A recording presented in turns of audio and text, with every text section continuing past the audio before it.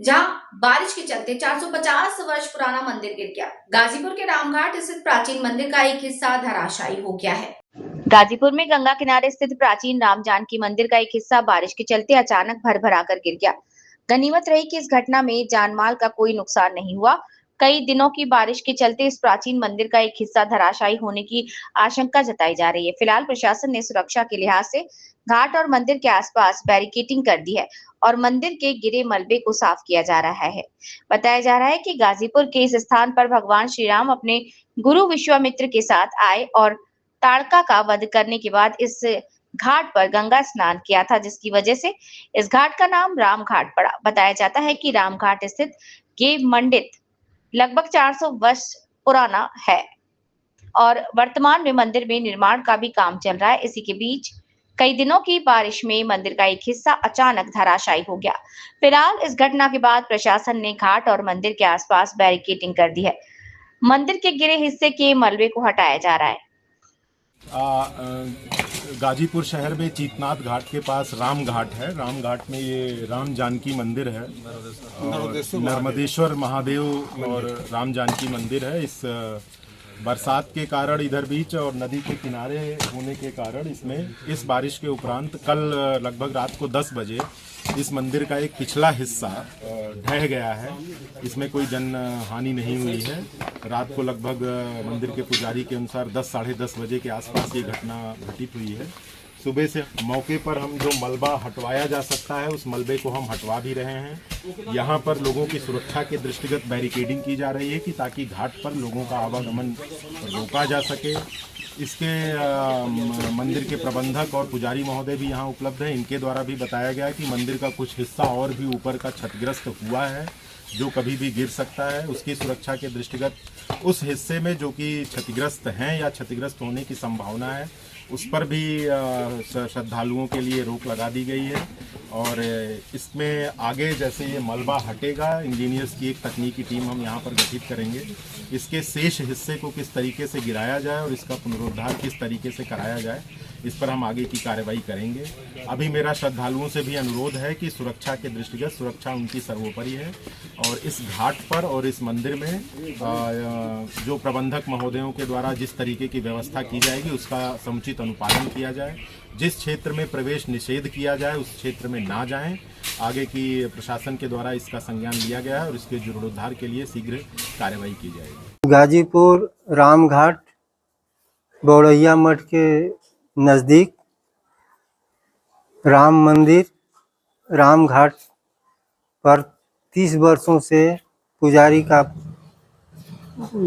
कार्य कर रहा हूँ। क्या नाम है?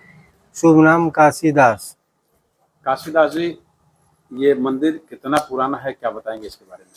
ये 450 साल पुराना मंदिर है।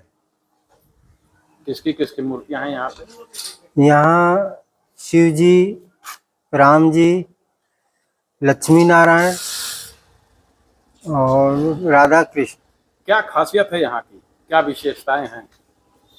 विशेषताएं ये है कि ये राजा गादी का किला है और गाजीपुर जिला में सबसे ऊंचा स्थान है।